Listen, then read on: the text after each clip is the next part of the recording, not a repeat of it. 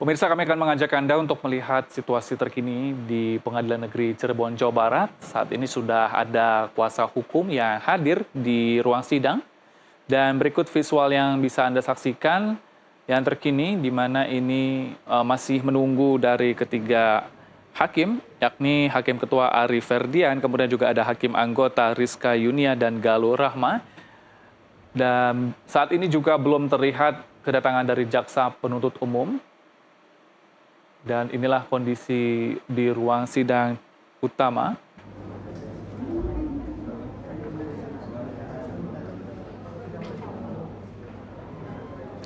Ya, sebagaimana diketahui agenda sidang lanjutan ataupun juga dengan agenda menghadirkan para saksi ini dijadwalkan pada pukul 10, namun hingga saat ini belum juga dimulai. Kami juga masih menunggu terkini dari dimulainya sidang pada hari ini.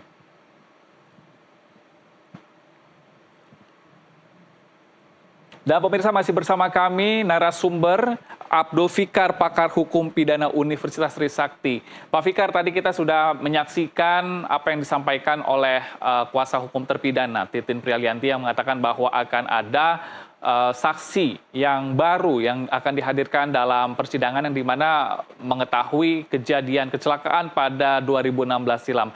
Anda melihat dari saksi baru ini, apakah nantinya akan menjadi pertimbangan dari majelis hakim? Iya, saya kira gini. Yang pertama, para narapidana ini, para terpidana ini, itu berhak mengajukan alat bukti, apakah itu saksi yang kemudian menjadi saksi fakta atau saksi alibi, gitu ya, ataukah ahli, gitu ya, ataukah alat bukti surat lainnya, umpamanya visum dan sebagainya, gitu. Visum juga bisa membuktikan itu kecelakaan atau pembunuhan, kan begitu ya.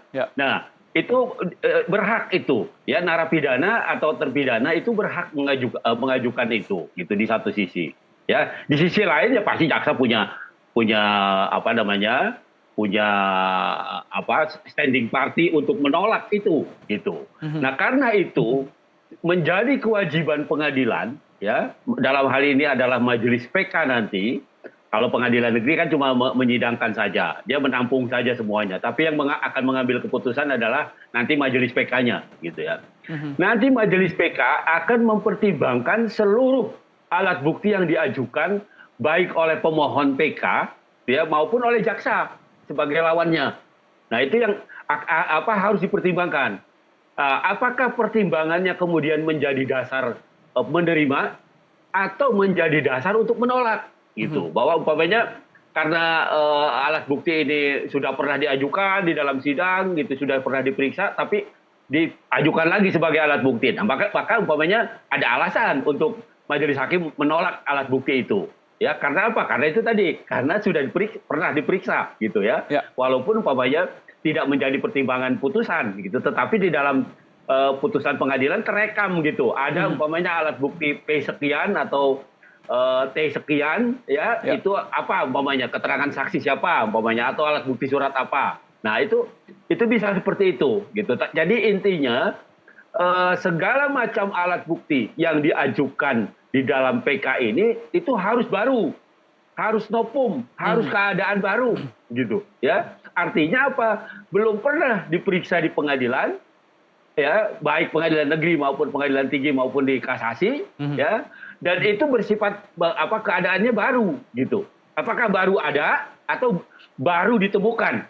Nah, jadi bisa mungkin itu keadaannya sudah ada sejak sidang pengadilan negeri, tapi baru ditemukan sekarang.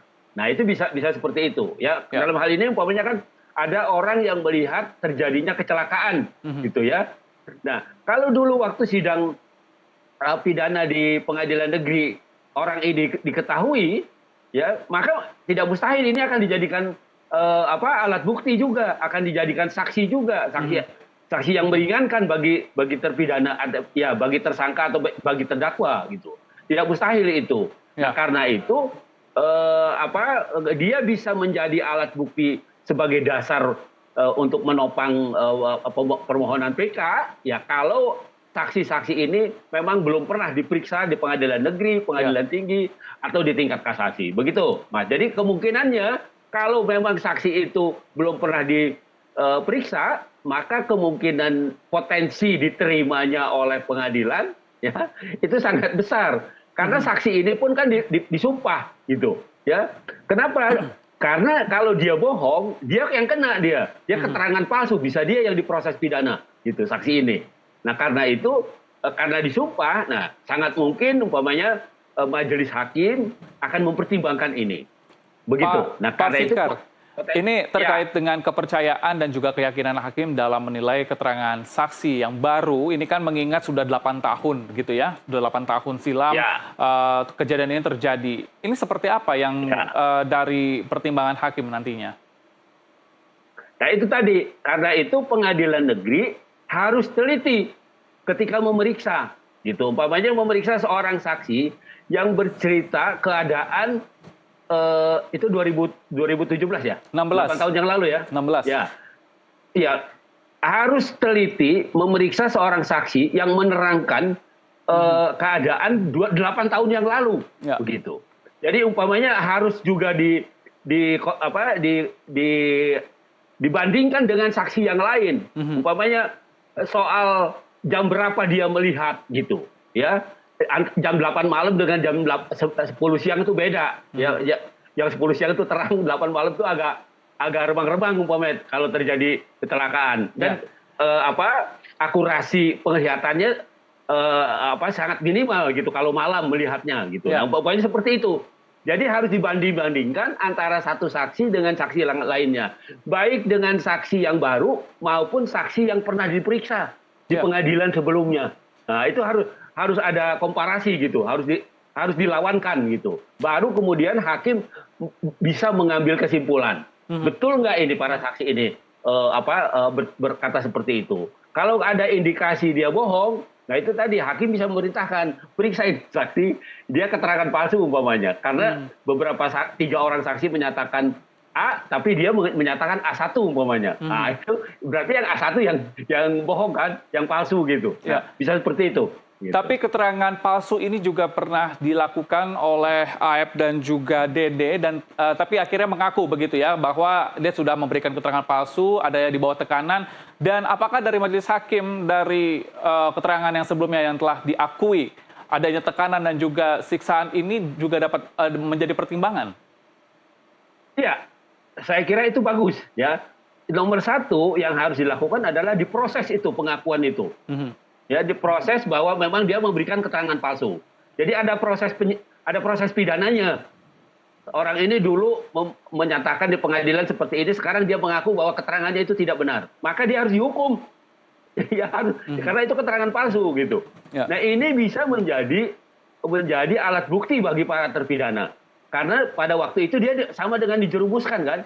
Karena keterangannya palsu sengaja dibuat gitu supaya para terdakwa itu dipidana gitu. Nah, ini bisa menjadi alat bukti yang kuat kalau menurut saya. Oke. Begitu. Artinya validasi dari saksi baru yang akan dihadirkan oleh kuasa hukum ini juga dapat dipercaya, begitu, Pak? Iya. Harus didukung oleh tidak hanya 1 orang gitu, tapi juga didukung oleh keterangan orang yang lain juga gitu. Artinya ada korelasi antara juga satu dengan yang lain begitu ya? Betul, harus ada korelasi dan harus ada persepsi yang sama tentang satu kejadian. Begitu. Ya. Pak Fikar, ini kemudian juga ada hal yang menarik yang disampaikan oleh Titin, kuasa hukum terpidana, yang mengatakan bahwa sampai saat ini juga mereka meminta untuk Ibtu Rudiana dihadirkan dalam persidangan, di mana Ibtu Rudiana ini merupakan orang yang melakukan penyidikan dan juga olah TKP saat kejadian terjadi. Apakah Anda melihat hal ini perlu dilakukan? Ya, ini menurut saya sejak awal sudah ada terjadi konflik of interest. Konflik kepentingan sebenarnya sejak awal. Mestinya kalau dia sadari, dia tidak harus menjadi pemeriksa gitu. Karena dia juga anggota kepolisian kan, dia penyidik juga gitu. Seharusnya diserahkan kepada orang lain gitu. Nah karena itu hasil pemeriksaannya menjadi diragukan. Karena apa? Karena dia punya kepentingan di sana. Oke. Iya kan? Anaknya yang salah satu anaknya yang ikut menjadi korban umpamanya. Nah karena itu kemudian seharusnya mestinya dulu juga kalau dia menyidik kepalanya melarang mestinya. Kepala Polres atau kepala Poldanya melarang, oh jangan kamu yang nyidik, mestinya seperti itu gitu ya. Nah karena ini sudah dilakukan penyidikan seperti itu, maka menurut saya ada konflik kepentingan. Artinya potensi keterangan dia itu menjadi tidak benar atau dibatalkan sangat tinggi begitu. Karena itu tadi ada konflik of interest itu tadi. Berarti pemeriksaan ataupun olah TKP sudah tidak objektif lagi, Pak Fikar? Iya, kalau dilakukan oleh orang yang punya kepentingan, ya, maka objektivitasnya sangat rendah, gitu. Karena dia akan cenderung pada kepentingannya, gitu. Meskipun faktanya lain, gitu, dia akan mendorong ke fakta yang dia inginkan, gitu. Nah itu bahayanya kalau orang punya konflik of interest itu menjadi pelaku langsung atau pembuat kebijakan langsung. Itu bahayanya di situ, gitu. Nah karena itu negara juga mengeluarkan undang-undang yang pejabat negara anti KKN tuh ada undang-undangnya itu. Itu maksudnya itu ke sana sebenarnya. Janganlah pejabat negara menjadi pelaku kebijakan negara atau pembuat kebijakan negara yang di mana dia punya kepentingan di sana. Ya punya sehingga bisa terhindar dari kolusi, korupsi dan nepotisme. Nah, gitu kan ada itu, ada undang-undangnya itu, ya. Nah, jadi kalau itu diikuti undang-undang itu, ya, maka sebenarnya kita akan terhindar dari KKN itu, tuduhan KKN dari para pejabat negara itu. Nah, karena itu tadi kesadaran negara membuat undang-undang menjaga aparaturnya supaya tidak terjadi KKN ya sudah cukup serius gitu karena sudah dibuat undang-undangnya begitu. Oke, artinya Anda mendukung dengan adanya dipanggil Ibtu Rudiana untuk ke persidangan. Saya seharusnya begitu karena dia menjadi penyidik gitu, ya kan? Apalagi umpamanya ada pengakuan dari terpidana waktu disidik itu saya dipukulin, saya dianiaya. Nah, apalagi ada seperti itu pengakuan. Nah, maka menjadi penting itu, ya, menjadi penting, menjadi relevan, ya, penyidik-penyidik yang memeriksa pada waktu itu, termasuk itu tadi, siapa Ibtu Rudiana itu, begitu.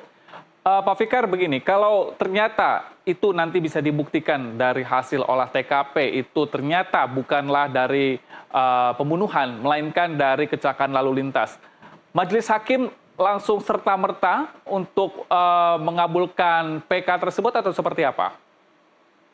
Nah, jadi tidak serta-merta, ya. Jadi majelis hakim harus mempertimbangkan secara rinci. Nah, setelah mengkaji alat-alat bukti, ya, dan membandingkannya dengan keterangan-keterangan alat bukti yang lain, umpamanya, maka majelis hakim menyimpulkan sebenarnya yang terjadi adalah kecelakaan lalu lintas. Nah, tapi itu harus pakai pertimbangan yang panjang, gitu ya, dari segala macam sudut, gitu. Ya, itu baru kemudian majelis hakim boleh mengambil kesimpulan. Ya, bahwa itu terjadi kecelakaan lalu lintas atau penganiayaan. Nah, itu yang sepenuhnya menjadi kewenangan majelis hakim. Persoalannya adalah ini kan perkara sudah 3 tingkat gitu ya, sudah pengadilan negeri, pengadilan tinggi dan kasasi gitu. Nah, sekarang tingkat yang bukan tingkat keempat ya, tapi ini kalau pengadilan negeri dan pengadilan tinggi itu kan memeriksa fakta, yudek faksi namanya. Ya, faktanya diperiksa baru dijatuhi hukuman. Yudek iuri kasasi itu di Mahkamah Agung memeriksa benar nggak pengadilan negeri dan pengadilan tinggi ini menerapkan hukum terhadap fakta yang demikian, gitu ya. Nah, itu dinilai oleh kasasi dan itu sudah juga dilakukan dan ternyata masih tetap dihukum. Nah, sekarang di majelis PK itu punya kewenangan dua-duanya, baik yudek faksi maupun yudek iuri. Majelis PK bisa menilai apakah fakta-fakta yang ada di dalam persidangan atau fakta-fakta yang diajukan oleh terpidana dalam PK ini, gitu ya, benar mengarah pada memang terdakwa itu tidak bersalah, gitu, tidak pernah melakukan. Nah, itu yang akan diperiksa oleh majelis PK itu, ya. Nah, karena itu diperiksanya harus secara rinci, harus secara komprehensif, harus secara menyeluruh, gitu. Ya, artinya secara detail harus diperiksa untuk sampai pada kesimpulan menolak atau menerima PK-nya para terpidana ini. Begitu. Ya, Pak Fikar, ini mengingat 8 tahun lalu peristiwa kematian Vina dan Eki akan ditemukan, artinya sudah novum atau bukti baru ini seperti saksi yang dihadirkan. Menurut Anda bagaimana sistematika dari kuasa hukum ini dapat menemukan bukti baru yang sehingga dapat dihadirkan di persidangan? Nah itu yang menjadi rahasia para lawyer ya, para penasihat hukum ya. Mengapa bisa muncul? Tapi dari pengalaman yang pernah terjadi, biasanya saksi-saksi dalam PK itu muncul. Yang pertama karena dicari, gitu ya, gambar ditanya sana sini. Waktu terjadi itu siapa saja yang jualan di warung umpamanya, atau ada siapa saja, ingat nggak dulu ada siapa orangnya gitu ya, yang melintasi jalan ini dan sebagainya. Nah bisa seperti itu, bisa juga saksi ini muncul dengan sendirinya, artinya dia mengajukan diri, Pak saya hati saya terganggu karena ada keadilan yang tidak dirikan dengan benar gitu. Nah karena itu saya ingin menyatakan fakta-fakta yang sebenarnya umpamanya. Nah bisa juga terjadi seperti itu, gitu ya. Artinya saksinya datang sendiri, ya saksinya datang sendiri ke penasihat hukumnya dan menyatakan bahwa saya melihat kejadian itu, kejadian yang sebenarnya. Nah bisa jadi seperti itu. Jadi bisa ini ditelusuri oleh penasihat hukum, ya alat-alat bukti ini. Bisa juga saksi-saksi ini datang dengan sukarela sendiri mengajukan dirinya menjadi saksi untuk sebagai dasar untuk alibi PK gitu ya.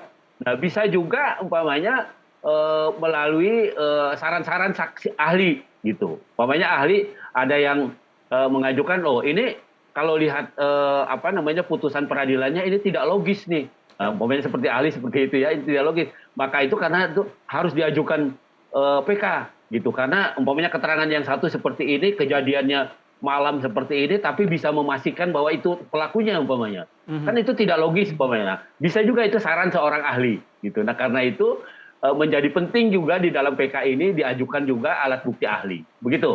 Oke, artinya banyak cara yang dilakukan oleh kuasa hukum untuk mendapatkan bukti baru atau novum yang dihadirkan dalam persidangan.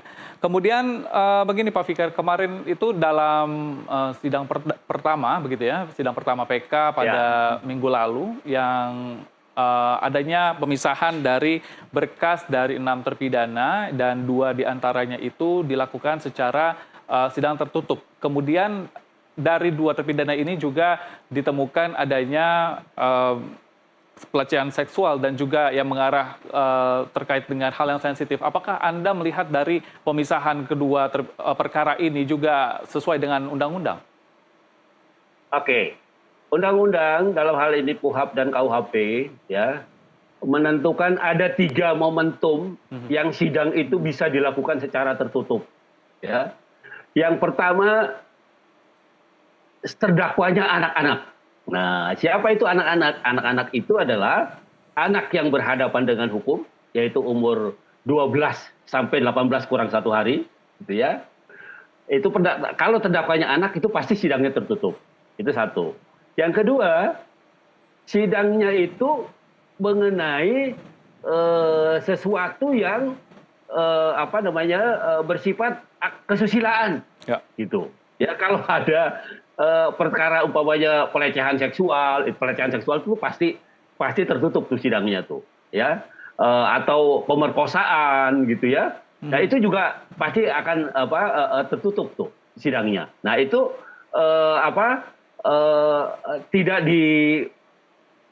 dibuka untuk umum, meskipun dinyatakan sidang terbuka untuk umum, tapi yang hadir itu ya para saksi dan orang tua dan orang-orang yang berkaitan dengan perkara itu. Nah, biasanya seperti itu. Nah, itu yang kedua itu. Nah, yang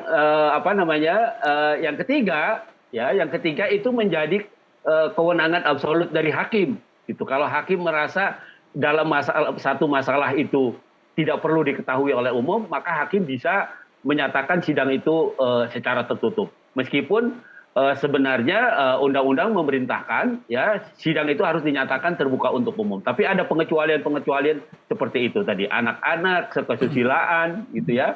Terus kewenangan hakim menentukan satu perkara itu untuk dilakukan secara tertutup atau tidak. Nah, kalau dalam konteks Sakat Natal kemarin menjadi sangat mungkin ya anak di bawah umur yang diperiksa itu anak-anak gitu, belum 18 tahun gitu, 18 tahun belum 18 tahun kurang itu, sehingga harus dilakukan secara tertutup gitu. Nah, begitu, Mas. Oke, kemudian ini dari pada sidang-sidang sebelumnya, baik di tingkat 1, 2, dan juga 3, ini kan tidak ada perbedaan, Pak Fikar. Kemarin itu sudah disampaikan oleh kuasa hukum bahwa dari 2 terpidana yang terkait dengan adanya pelecehan seksual atau tindakan asusila, ini tidak dibahas dalam sidang-sidang sebelumnya. Tapi di PK ini ada perbedaan. Anda melihatnya apakah ada kejanggalan dari sini? Ya, saya kira di pengadilan itu intinya adalah setiap argumen itu harus didukung bukti. Oke. Nah, jadi sekalipun janggal, sekalipun kontroversial gitu, bertentangan satu sama lainnya, kontradiktif, sepanjang didukung oleh alat bukti, itu tidak ada masalah gitu. Nah, karena itu kewajiban hakim nanti akan menilai apakah alat bukti yang diajukan itu memang sesuai dengan undang-undang atau sesuai dengan argumen yang diajukan, mendukung pertimbangan-pertimbangan atau argumen-argumen yang diajukan oleh para pihak.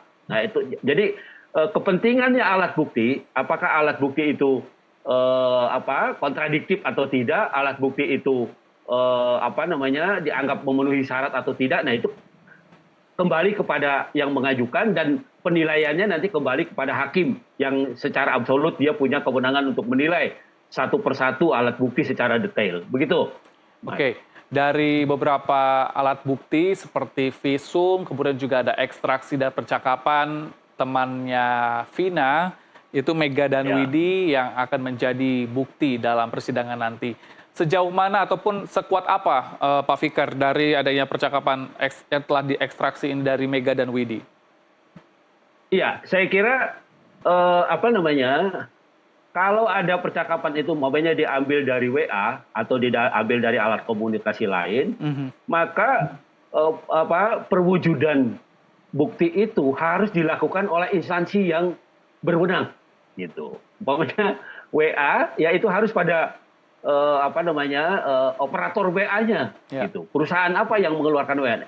Dia aslinya tuh ada. Jadi tidak semata-mata umpamanya dari handphone yang satu ke handphone yang lain, hanya itu, gitu. Nah, itu yang bisa juga dibantah oleh orang lain, gitu. Artinya kekuatan pembuktiannya menjadi lemah itu sebenarnya, gitu. Karena bisa saja dibikin WA-nya kemudian, gitu, ya kan? Tidak ada identifikasi waktu, umpamanya kapan itu dikirim dan sebagainya. Nah, tetapi kalau dikeluarkan oleh instansi yang resmi, dalam hal ini operatornya, umpamanya operator WA, operator SMS, atau bahkan umpamanya telkom, operator yang provider itu. Nah, itu yang harus yang harus memberi keterangan, gitu. Toh mereka kan bukan berpihak pada siapa atau pada siapa, gitu. Tapi mereka hanya menjelaskan bahwa benar isi ini pada tanggal sekian dikomunikasikan umpamanya lewat WA atau lewat SMS atau lewat apa, gitu ya, lewat alat komunikasi yang lain. Nah, itu yang harus dijelaskan oleh para provider atau operator itu seperti itu. Jadi dia bukan memihak pada siapa, bukan. Itu, tetapi dia menjelaskan sesuai dengan fungsinya, sesuai dengan kewenangannya terhadap alat-alat bukti yang diajukan oleh para narapidana itu, terpidana itu. Begitu. Ya, sebagaimana diketahui selain saksi juga akan ada 10 ahli yang akan dihadirkan dalam persidangan PK 6 terpidana, dan mengacu pada beberapa sidang sebelumnya dari PK Sakatatal yang mengatakan bahwa dari ahli ini akan memberikan pandangan dan juga dari keilmuan dan pengalaman yang pernah dilakukan. Ini sejauh mana mempengaruhi dari putusan hakim, Pak Fikar? Ya, oke. Ahli itu ya sesungguhnya orang yang memberikan keterangan tidak berdasarkan fakta, gitu ya. Tapi dia based on science, based on pengetahuannya, gitu, tentang satu peristiwa dari keilmuannya, gitu. Itu saksi ahli, gitu. Jadi ahli itu karena itu ahli itu sifatnya pendapat, gitu. Ya, jadi dia ditanya pendapat tentang satu fakta. Itu bagaimana menurut dia kalau faktanya seperti ini? Nah, maka dia akan menjelaskan dari sudut keahlian saya begini. Nah, gitu. Jadi dia sebenarnya tidak menjelaskan fakta, tetapi memberikan pendapat terhadap satu fakta yang ditanyakan. Gitu. Nah, ini yang akan membantu hakim. ya hakim akan membantu dengan keterangan-keterangan ahli ini. Ya dengan banyaknya keterangan ahli, maka hakim maksud saya bukan tidak harus berpikir keras ya. Artinya sudah ada alat bantunya gitu. Ya, sudah ada alat bantu untuk menilai fakta persidangan. Ya. Oh, keterangan ahli itu menjadi alat bantu. Oh, ini kacamata gitu, menjadi kacamata hakim untuk melihat fakta-fakta ini. Oh, menurut ahli psikologi seperti ini. Menurut ahli kriminologi seperti ini. Menurut ahli apalagi umpamanya, ya. Ahli pidana umpamanya seperti ini. Nah, itu bisa memperkaya hasanah hakim yang akan memutus sehingga dia membuat pertimbangan yang komprehensif. Oke. Dan hakim boleh mengutip pendapat-pendapat ahli itu boleh, gitu. Karena ahli juga disumpah ketika dia menjadi ahli ada sumpah profesinya. Ya. Nah, kalau dia keterangannya tidak benar, gitu ya, nah dia juga bisa dituntut secara profesi, ya. Dia bisa bisa diajukan kepada induk profesinya untuk dipecat gitu atau untuk diberhentikan sebagai ahli ini umpamanya. Nah, seperti itu. Atau diperintahkan untuk sekolah lagi umpamanya. Nah, seperti itu. Ya, jadi hakim sangat beruntung kalau banyak keterangan ahli karena itu akan menjadi alat bantu yang efektif. Begitu. Pak Fikar, tadi Anda menyatakan bahwa dari kasus ini seharusnya hakim yang memeriksa begitu sama dengan PK Sakatatal dikarenakan memang masih dalam satu kasus yang sama. Kemudian ini diketahui bahwa ada 2 hakim yang masih memegang ataupun juga menangani kasus yang sama, yakni ada hakim anggota Rizka Yunia dan Galuh Rahma, namun ada perbedaan dari hakim ketuanya yang diganti. Menurut Anda dari 2 hakim anggota yang memeriksa kasus perkara yang sama ini apakah juga dapat menyatakan hal yang sama juga dari PK Sakatatal dan juga nanti 6 terpidana ini? Oke. Nah, yang harus diketahui adalah begini, ya. PK itu kewenangan memeriksanya ada pada hakim Mahkamah Agung, hakim PK. Oke. Ya, kewenangan memeriksa. Memeriksa, mempertimbangkan dan memutus. Itu ada pada hakim PK di Mahkamah Agung. Tetapi dengan bantuan hakim pengadilan negeri, semua fakta persidangan itu diungkap di pengadilan negeri. Nah, karena itu, ya, hakim di pengadilan negeri itu tidak berpengaruh. Ya, sama ataupun dia berbeda karena dia hanya mengantarkan. Oke. Ya, dia hanya menggali keterangan-keterangan dari alat bukti yang diajukan oleh para pihak. Ya, dalam hal ini terpidana dan jaksa penuntut umum. Nah, dia menggali itu, begitu ya, menggali itu, mengumpulkan itu, ya, kemudian baru menyerahkannya pada hakim Mahkamah Agung yang hakim PK yang akan mengadili, ya, yang akan mengadili, memutus dan mempertimbangkan dan memutus, gitu. Nah, itu yang ini. Jadi tidak masalah kalau hakim di pengadilan negeri itu berbeda-beda, ya, karena dia cuma menjadi kalau seperti yang masaknya lah ya, juru masaknya itu boleh siapa aja karena bahannya sama, gitu, ya. Apalagi dengan resep yang sama, gitu, ya, tidak ada masalah. Nah, yang tidak boleh berbeda itu maksud saya hakim di Mahkamah Agungnya, ya, hakim PK-nya yang tidak boleh berbeda, gitu, yang diusahakan tidak berbeda. Hakim yang memutus Sakatatal harus juga menurut saya yang memutus 7 terpidana ini. Nah, tapi kalau di pengadilan negeri nggak ada masalah, ya, beda tiga-tiganya pun nggak ada masalah, gitu, karena dia cuma mengantarkan, memeriksa dan mengantarkan itu untuk dipertimbangkan dan diputus oleh hakim PK di Mahkamah Agung, gitu. Ya, berarti dalam pengajuan PK ini kan ada perbedaan waktu antara di mana PK Sakatatal dan juga dari 6 terpidana. Kemudian ini apakah nanti hakim akan menunggu dari wait and see dari satu perkara nanti diterapkan ke 6 terpidana atau dia akan sendiri berjalan, begitu Pak Fikar? Ya. Kalau lihat prosesnya, itu kan pasti nomornya berbeda, gitu ya. Prosesnya juga jalan sendiri. Berkas perkara hanya berbeda, itu ya? tadi saya bilang, ya, kalau Mahkamah Agung bijaksana, dia tidak akan mengeluarkan putusan Sakatatal sebelum juga perkara yang 7 terpidana lain yang mengajukan PK itu masuk ke Mahkamah Agung. Saya kira kalau bijaksana harusnya seperti itu, supaya tidak itu tadi menimbulkan ketidakpastian hukum, gitu. Dan walaupun majelisnya bisa berbeda, tetapi itu tadi saran saya adalah seharusnya majelisnya juga yang mengadili PK-nya Sakat Tatal. Jadi supaya persepsinya sama gitu, karena kejadiannya sama gitu sebenarnya. Kejadiannya tidak berbeda. Nah itu yang harus hindari itu sebenarnya gitu. Nah saya kira itu tadi ya, Mahkamah Agung akan bijaksana, akan menunggu perkara ini masuk semuanya ke Mahkamah Agung, baru mereka akan mengadili dan memutus. Saya kira begitu. Oke, dalam pemeriksaan atau setelah memori yang disampaikan, nota begitu ya dari Majelis Hakim di PN Cirebon, kemudian ke MA, ini kan kurang lebih ada 3 bulan untuk memutus. Kira-kira pertimbangan apa saja dan apa saja yang dilakukan oleh Majelis Hakim dari MA? Iya, oke. Jadi kan kenapa lama? Karena selain PK, nanti ada kontra memori PK. Ada memori PK-nya, ya. Ada kontranya dari jaksa itu tadi, ya. Ada kontra memori PK. Oke. Nah itu kan 2 hal yang memang harus ada, gitu. Nah, baru kemudian sampai ke Mahkamah Agung, maka Mahkamah Agung akan menentukan siapa hakim PK yang akan mengadili, gitu. Apakah akan sama dengan hakim yang mengadili Sakat Tatal atau tidak? Nah sama, ya. Itu tergantung pada Mahkamah Agung. Tapi itu tadi saran saya mestinya sama, gitu ya, supaya tidak terjadi perbedaan persepsi, ya, melihat fakta-fakta persidangan. Karena kenyataannya kan seperti itu, ya, dalam umpamanya terutama dalam perkara perdata ya, modus perkara yang sama itu putusannya bisa berbeda-beda, gitu ya.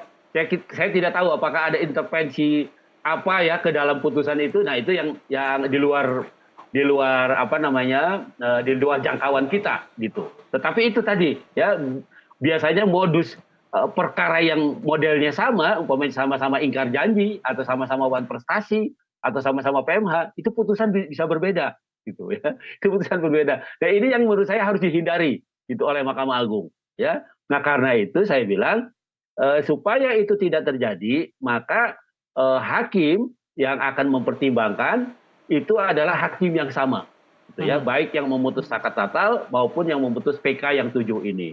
Supaya apa ya? Supaya itu tadi kepastian hukum tidak tidak terbebani, gitu. Supaya ada kepastian hukum, tidak ada perbedaan antara satu majelis dengan majelis yang lain ketika menafsir atau melihat fakta persidangan yang sama. Begitu. Baik. Artinya dalam pemeriksaan dari Majelis MA itu akan melihat dari kontra memori dan juga permohonan yang disampaikan oleh kuasa hukum serta berkas pengadilan sebelum-sebelumnya. Begitu Pak Fikar? Betul.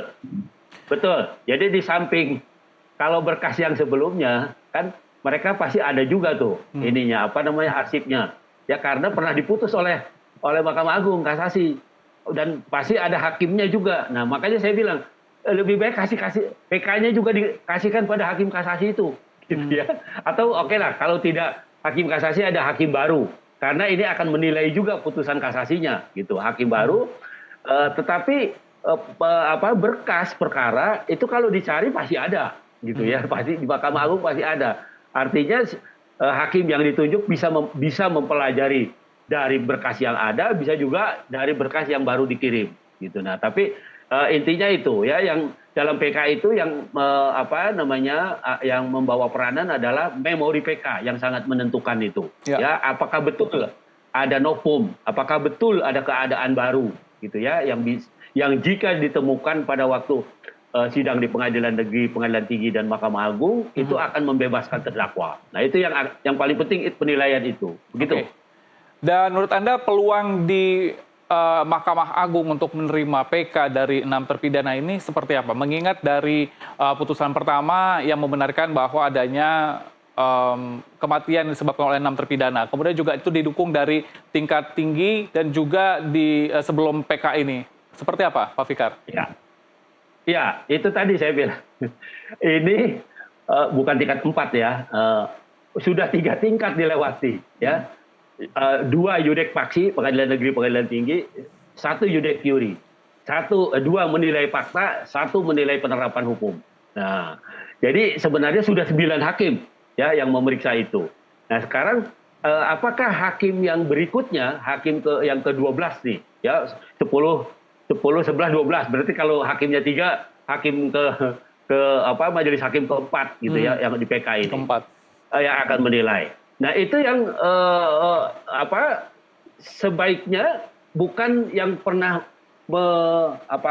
menilai atau mengadili baik di pengadilan negeri maupun di Mahkamah Agung. Jadi harus beda kalau ini hakimnya ya dengan majelis hakim yang lama dulu ya harus berbeda gitu ya.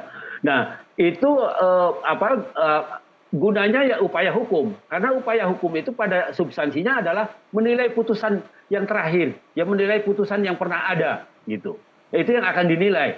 Gitu. Apakah ada kehilapan mereka ketika menjatuhkan putusan gitu ya, atau ada bukti baru yang mereka lewatkan atau yang tidak pernah dipertimbangkan di dalam proses itu sehingga kemudian seharusnya terdakwa ini tidak dihukum. Terdakwa ini seharusnya dibebaskan ya atau dilepaskan dan seterusnya dan seterusnya. Nah, jadi potensi untuk bisa diterima atau tidak, nah itu tergantung pada kemampuan para pihak, dalam hal ini penasihat hukum, ya, mengolah alat bukti sedemikian rupa sehingga bisa meyakinkan hakim PK bahwa 3 putusan terakhir itu adalah keliru, umpamanya seperti itu ya, atau tidak pernah menilai ada satu fakta yang tidak pernah dinilai gitu ya, tidak menjadi pertimbangan di dalam putusan-putusannya. Nah, sehingga harus dipertimbangkan oleh hakim ya untuk kemudian bisa menilai apakah perbuatan terdakwa itu terbukti atau tidak terbukti. Begitu. Ya, mengingat pada hari ini juga akan dihadirkan saksi, ada sebanyak 4 saksi yang akan dihadirkan. Bagaimana meyakinkan agar saksi ini tidak menerima intervensi dari pihak manapun, Pak Fikar? Ya, nah saksi ini kan sebelumnya kan orang bebas gitu ya, artinya orang yang tidak pernah terlihat oleh orang dan mungkin juga orang tidak pernah tahu bahwa dia sebenarnya mengetahui kejadiannya kan begitu ya. Nah, karena itu harus demikian rupa diproteksi gitu ya, sehingga tidak dipengaruhi oleh siapapun gitu ya. Nah, karena itu umpamanya saksi itu ketika diperiksa dia tidak boleh hadir di ruang sidang ya. Yang diperiksa 1 umpamanya kalau ada 4, yang 3 itu harus ditaruh di ruang yang lain karena dia bisa terpengaruh kalau dengar, termasuk suaranya gitu ya. Kalau dengar kesaksian nomor 1 dia nanti bisa sama gitu, bisa mengikuti aja. Dia tidak mau ambil risiko gitu, padahal pengetahuan dia lain gitu. Nah, karena itu saksi yang belum diperiksa itu harus diproteksi atau diamankan sedemikian rupa sehingga dia tidak terpengaruh oleh kesaksian yang diberikan oleh yang pertama gitu, oleh yang sedang disaksikan. Nah, begitu seterusnya. Saksi 1, saksi 2, saksi 3, saksi 4, mereka tidak boleh berkomunikasi ketika persidangan itu sedang dijalankan. Nah, itu untuk menjaga objektivitas gitu ya, dalam rangka meyakinkan hakim juga gitu ya, meyakinkan hakim bahwa memang argumen yang diajukan oleh pemohon PK ini memang didukung oleh alat bukti yang akurat, yang tepat. Begitu. Baik, Pak Fikar, kita harus tahan sejenak karena kami akan mengajak Anda, pemirsa, untuk melihat situasi terkini di ruang sidang Cakra, Pengadilan Negeri Cirebon, Jawa Barat. Saat ini sudah datang dari Majelis Hakim dengan Hakim Ketua Ari Ferdian, kemudian ada Hakim Anggota Rizka Yunia dan Galuh Rahma. Saat ini sudah memasuki ruang